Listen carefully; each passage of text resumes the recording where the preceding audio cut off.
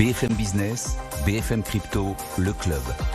Sandra Gandoin. Bonjour à tous, je suis ravie de vous retrouver pour cette nouvelle émission, le club BFM Crypto, en direct comme tous les jours entre 15h et 15h30. On va parler de stablecoin, on va parler de monnaie numérique, de banque centrale. On va revenir sur l'appareil Blockchain Week parce qu'on ne l'a pas fait dernièrement sur BFM Business. On va aussi beaucoup parler de la sécurité de nos données, de nos comptes, comment améliorer notre situation. Avec mes invités, Nathalie Janson, économiste, professeure à la Neoma Business School. Bonjour Nathalie. Bonjour Sandra. Ravie de vous avoir sur ce plateau. Romain Chili est également avec nous, partenaire chez Orwell. Bonjour Romain. Bonsoir. Et Charlie Méraud, cofondateur de la Paris Blockchain Week. Bonjour. Ravi de vous avoir également sur le plateau. Vous continuez à nous écrire, vous le savez, vous pouvez nous poser toutes les questions que vous voulez sur les cryptos à cette adresse, crypto@bfmbusiness.fr. On vous répond tous les jeudis entre 15h et 15h30 à toutes vos questions.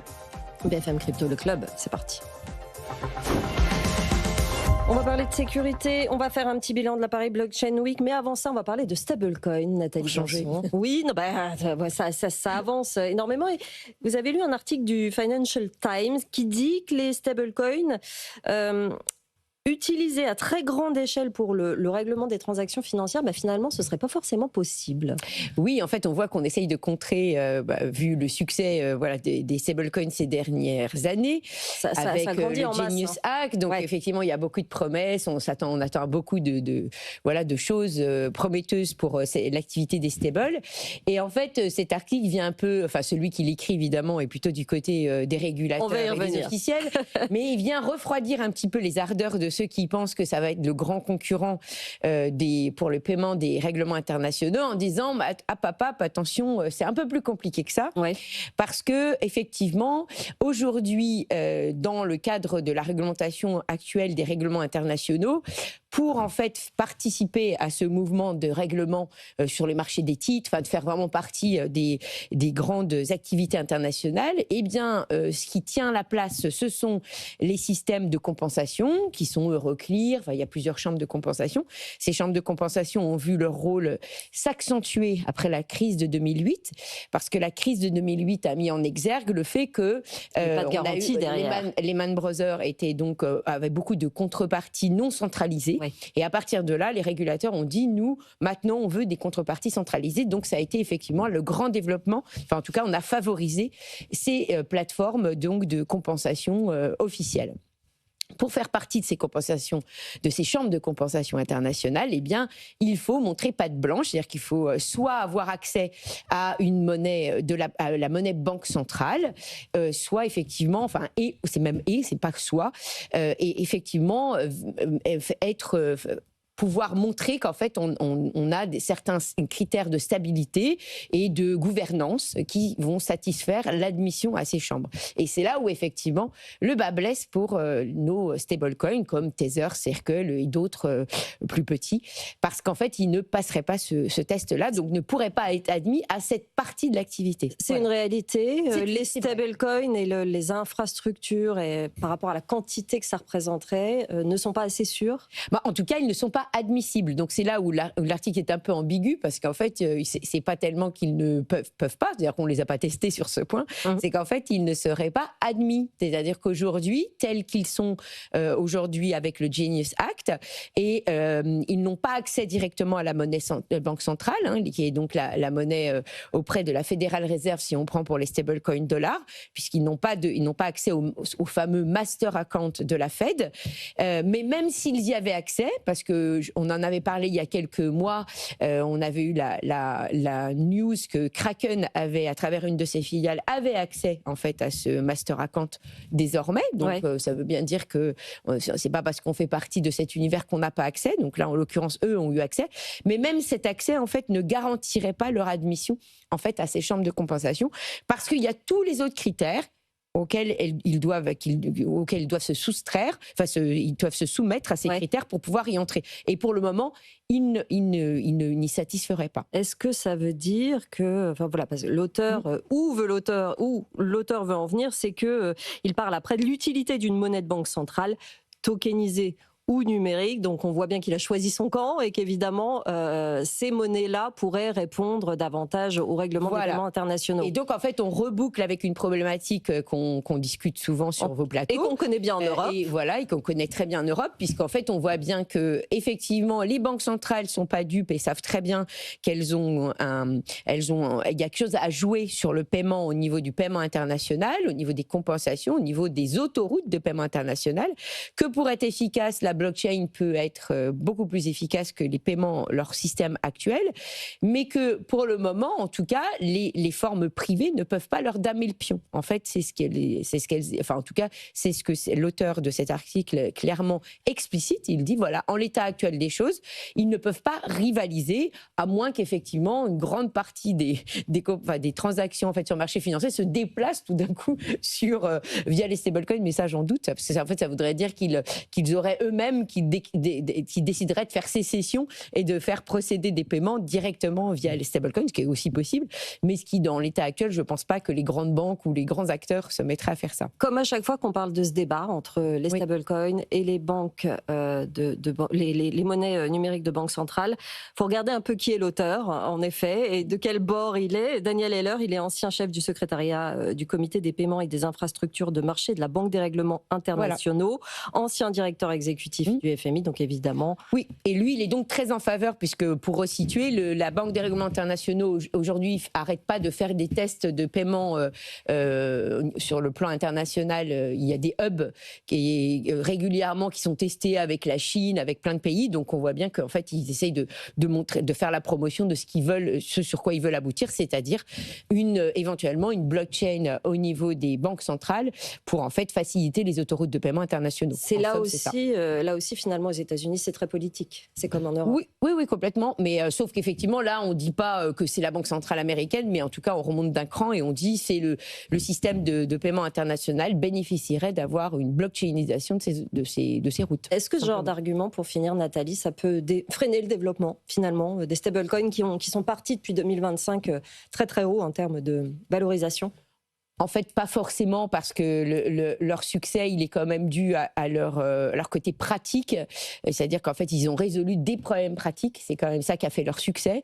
Aujourd'hui, on est en train de leur dire, voilà, le fait de passer à une étape supérieure au niveau d'une activité comme les activités de marché n'est pas pour tout de suite. Je pense qu'ils en sont conscients. À mon avis, c'est pas une surprise qu'on est en train de leur apprendre. Maintenant, rien n'empêche que dans un futur proche, ils y arrivent petit à petit. Mais effectivement, ils ont une barrière à l'entrée aujourd'hui qui est représentée par l'état actuel de la réglementation sur ce type d'infrastructure.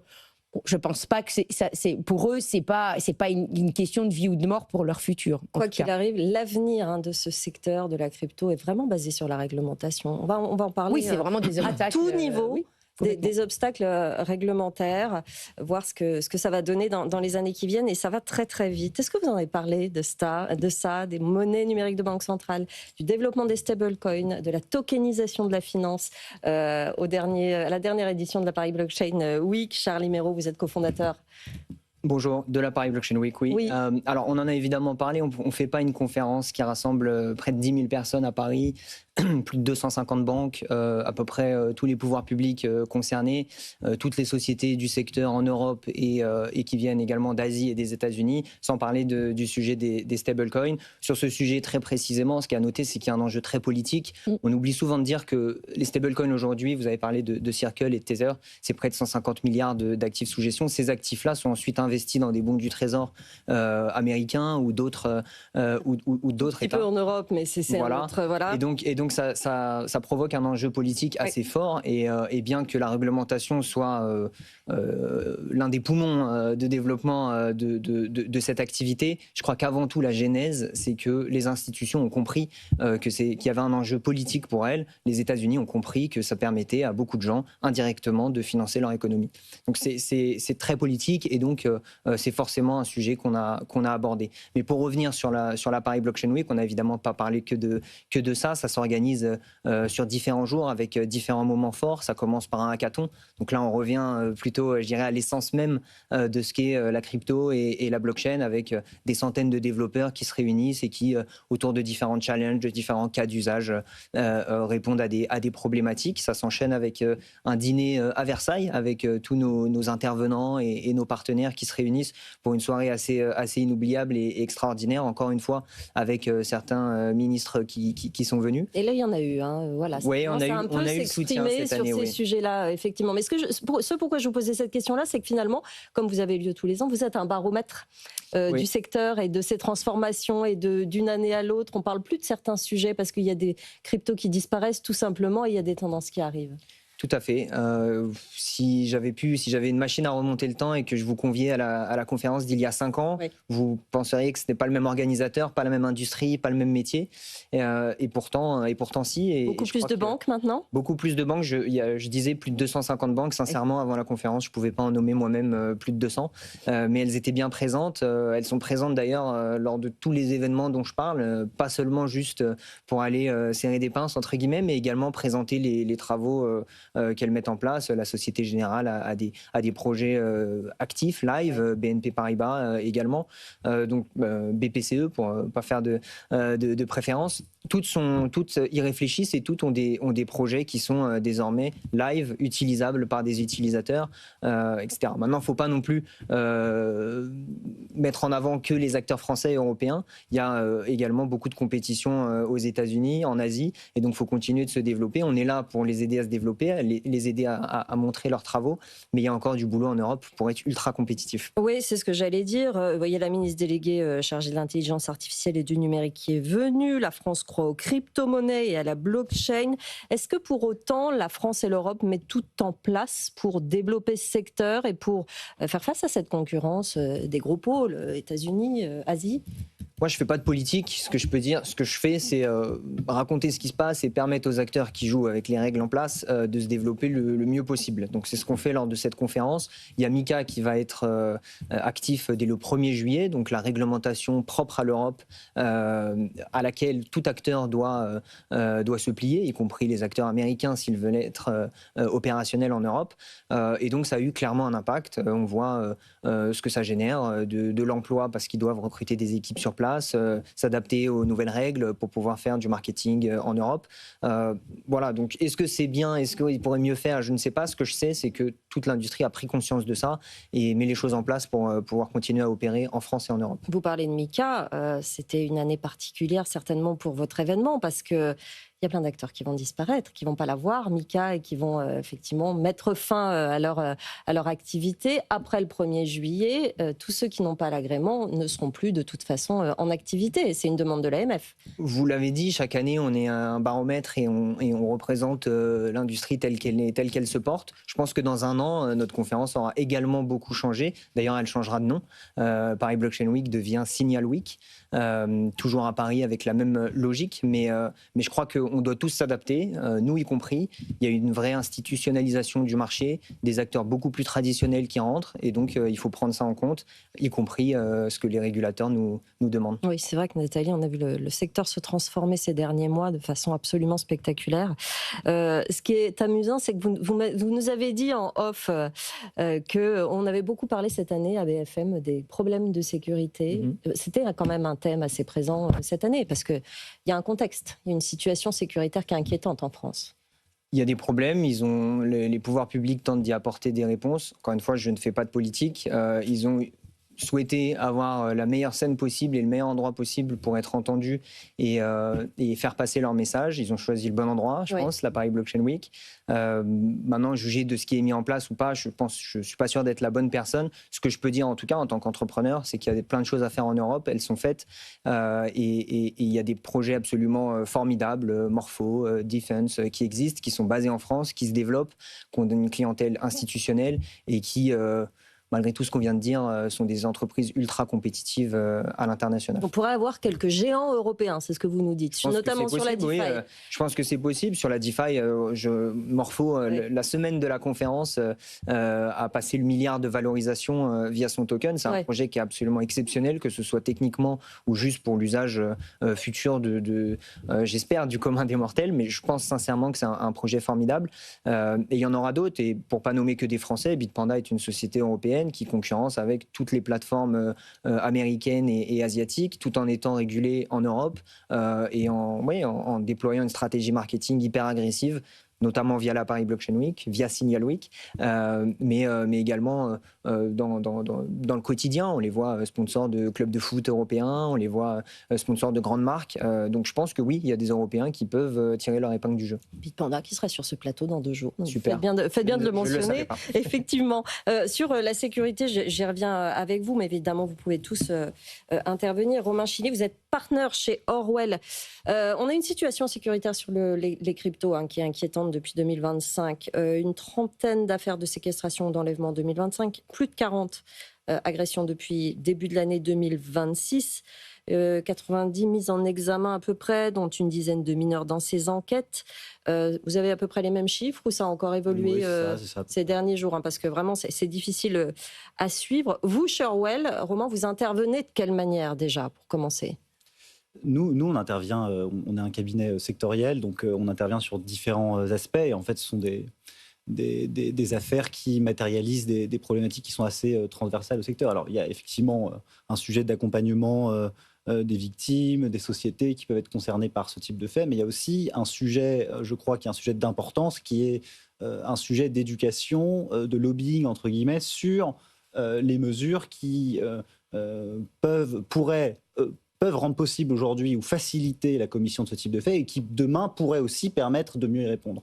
Et à ce titre-là, le dernier sujet en date, c'est le sujet de la proposition de loi qui avait été proposée et fort heureusement qui a été abandonnée en commission mixte paritaire, qui devait conduire à obliger chaque détenteur de crypto à déclarer à l'administration fiscale tous les portefeuilles qu'il posséderait, donc les portefeuilles non hébergés sur lesquels il aurait l'équivalent de plus de 5 000 euros en crypto-monnaie. Donc cet abandon, en fait cette proposition était honnêtement assez inique, à la fois sur le plan du droit, puisque quand on regarde un peu la jurisprudence aujourd'hui de la Cour européenne des droits de l'homme, en fait ces mécanismes de collecte généralisée, massive de données, en dehors même de toute considération véritablement fiscale, puisqu'il n'y a aucun fait générateur d'imposition lorsque vous envoyez des cryptos depuis... c'est juste pour savoir où est l'argent.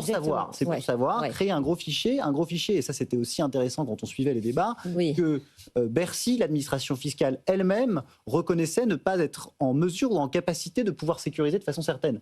Donc, si vous voulez, l'abandon de cette mesure est effectivement une mesure de salubrité publique, mais le combat, entre guillemets, ne s'arrête pas là, puisque vous avez à côté d'autres réglementations qui sont en train de rentrer en vigueur, comme la réglementation DAC8, qui crée des obligations déclaratives avec un périmètre de communication de données qui est énorme. Ces données vont être retranscrites au sein d'une infrastructure technique qui va être créée par la Commission européenne.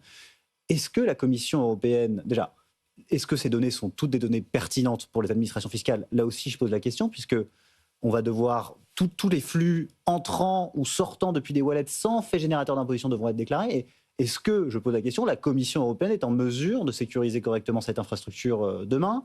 On a eu 3 problèmes de sécurité majeurs au niveau de la Commission depuis le début de l'année 2026, sur certaines données qui étaient gérées sur le cloud, sur une application que la Commission développait pour la vérification d'identité. Donc, moi, j'invite et je plaide, et on plaide chez Orwell pour un changement de paradigme et pour une véritable application du principe de minimisation. C'est le seul principe qui puisse permettre, si vous voulez, de garantir la liberté et la sécurité de façon absolue. Les meilleures données sont les données qu'on ne récolte pas. Les politiques, à chaque fois, placent face à cela l'argument du blanchiment d'argent. C'est pour ça, en fait, c'est ça qui permet à chaque fois de faire adopter les mesures. Oui, bien sûr, mais l'argument, en réalité, là, lorsqu'on parle par exemple de la directive DAC 8, le véritable objectif, et celui qui est prévu par les textes, c'est celui de lutte contre la fraude fiscale, c'est pas celui de blanchiment. Oui, c'est vrai. Et en réalité, cette directive ne permet pas de lutter efficacement contre la fraude fiscale, mais elle met potentiellement les utilisateurs aussi en danger. Je pense que je ne suis pas là pour accuser les acteurs publics d'être particulièrement faibles. C'est juste je pense qu'on assiste aussi à un changement d'époque où n'importe quel acteur, même des acteurs solides, sont sujets aux attaques et aux vulnérabilités. Et ça doit être tenu en compte lorsque vous réfléchissez à des réglementations. Pourquoi ? Parce que ce problème-là, les chiffres que j'ai donnés il y a 5 minutes, c'est quand même... La France est le pays le moins bien doté, finalement, en tout cas où il y a le plus d'agressions depuis 1 an et demi. Donc ça, c'est pas normal. Qu'est-ce qui se fait mieux, par exemple, aux États-Unis, au Royaume-Uni ? Qu'est-ce qui protège mieux les détenteurs, les gros détenteurs de crypto ? Parce qu'en général, c'est eux qui sont attaqués. Que nous. Qu'est-ce qu'ils font mieux que nous ? Et qu'est-ce qu'il faudrait qu'on fasse pour se mettre à ce niveau-là de sécurité ? Je pense qu'il y a 2 niveaux. Alors bon, on a quand même une police qui est quand même historiquement et aujourd'hui toujours assez forte pour aller, si vous voulez, enquêter, retrouver les personnes qui sont les acteurs, ça va vite, en général.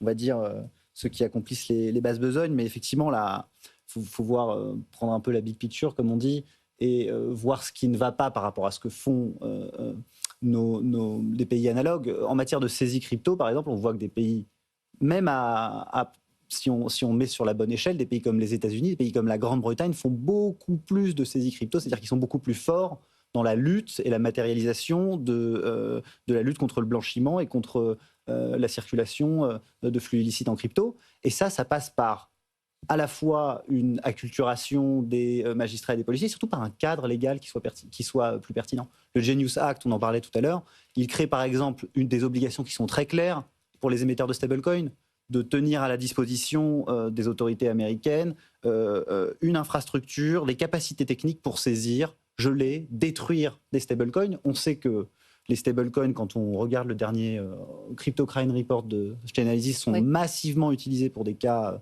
dans les transactions illicites. Donc, adaptons-nous, réfléchissons aux causes de fond de l'existence de ces faits de façon plus importante en France et adaptons notre cadre légal.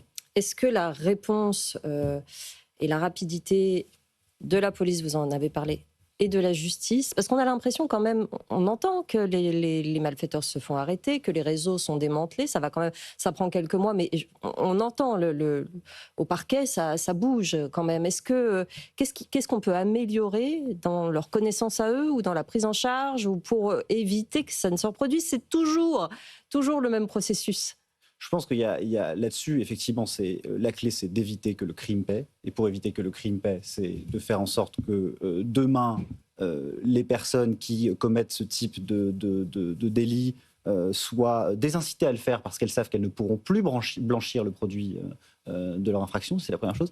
Et deuxièmement, il y a aussi un sujet aussi de colmater les brèches. On a vu que certaines de ces affaires étaient liées avec des complicités au sein de l'administration fiscale, d'agents, etc.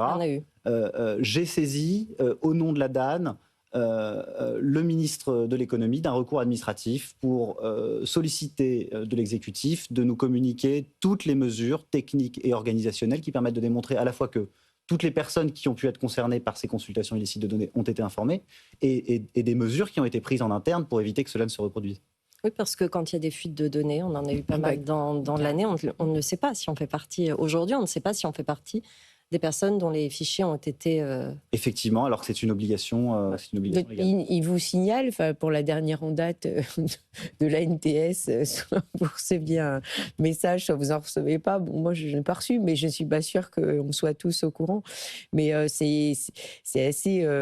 oui, c'est assez inquiétant. Puis le 2 poids 2 mesures par rapport au secteur crypto, par rapport au reste du système. Et aussi, voilà, je ne sais pas pourquoi il y a cet acharnement de de vouloir tout déclarer parce qu'on est dans un secteur crypto. On a l'impression qu'en fait, on a le droit de tout regard sur cette activité, alors que c'est pas forcément le cas sur d'autres activités. Et d'autant plus que l'activité de blanchiment, je suis désolée de le répéter, mais il a toujours lieu plus en cash qu'en crypto, hein, en proportion.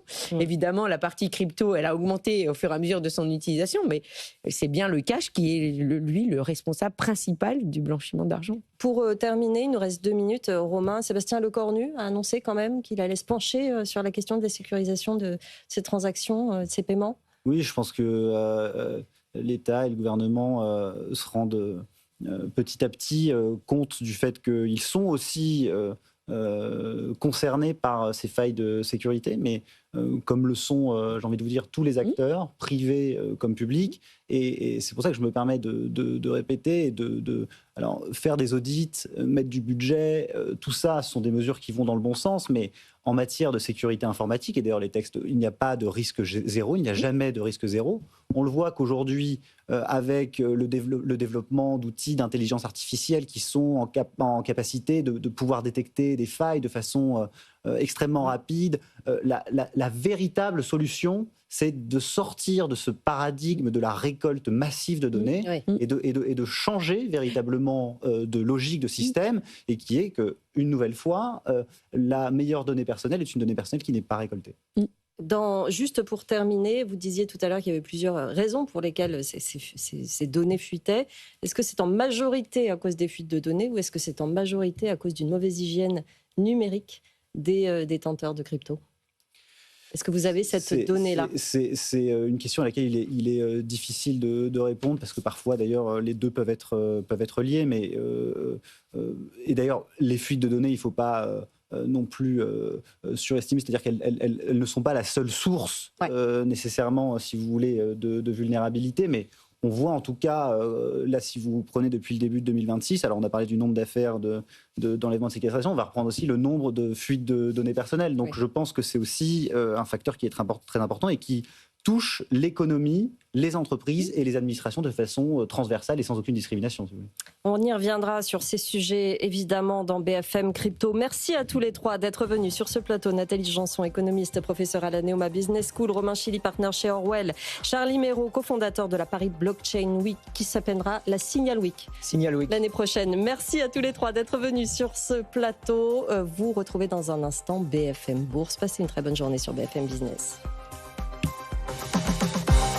BFM Business, BFM Crypto, le club.